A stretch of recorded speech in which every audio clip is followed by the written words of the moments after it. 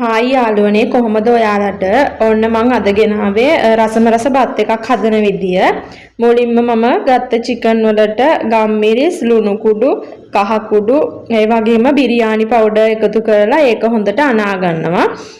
දැන් තෙල් ටිකක් ලිපේ තියලා ඒකට පොඩිවට කපාගත්ත ලුණු, කරපිංචා, අමු මිරිස්, රම්පේ, තක්කාලි දාලා ඒ ටික හොඳට ටිකක් ටෙම්පරාදු කරගන්නවා.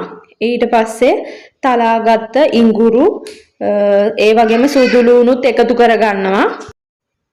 කුරුඳු පොතු, එනසල්, කරාඹු නැටිත් මේ වෙලාවෙම මම එකතු කරගන්නවා. ඒ ටික ඔක්කොම එකතු කරලා හොඳට ටෙම්පරාදු වෙනකොට අපි ගත්ත චිකන් ටික දාලා ඉවර වෙලා ඒකත් හොඳට මේ දෙන්න ඕනේ. හොඳට තැම්බෙන්න ඕනේ. මේකට වතුර චුට්ටක් මම එකතු කරගන්නවා.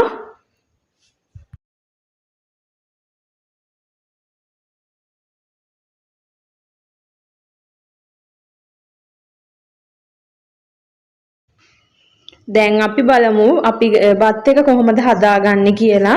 මුලින්ම භාජනයක් ලිපේ තියලා මම ඒකට බටර් ටිකක් එකතු කරගන්නවා. බටර් ටික දිය වේගන එනකොට ඒකට කරාඹු නැටි, එනසල්, කුරුඳු පොතු එකතු කරගන්නවා. ඒ වගේම තලාගත්ත ඉඟුරු, සුදු ලුණුත් එකතු කරලා රම්පෙත් දාලා හොඳට මේක බැදෙන්න දෙන්න ඕනේ. මේ ටික ටෙම්පරාදු වෙනකොට අපි ගත්ත හාල් ටික මේකට එකතු කරනවා. මම මෙතන ගත්තේ කීරි සම්බා.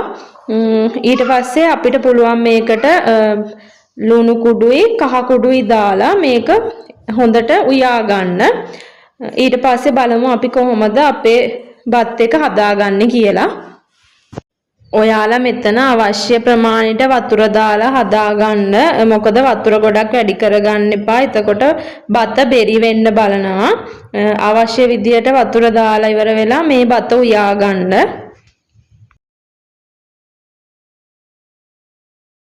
මම මෙතන බටු ඒ වගේම අල ලුණු කපලා ඒ ටික හොඳට බැදගෙන තියෙනවා.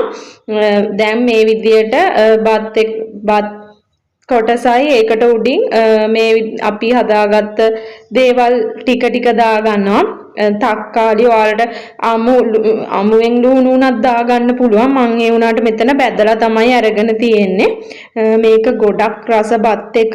ඔයාලත් try කරලා බලන්න කොහොමද කියලා. එහෙනම් ඉතින් අදට ගිහින් එන්නම්. සුබ දවසක් සියලුම දෙනාට.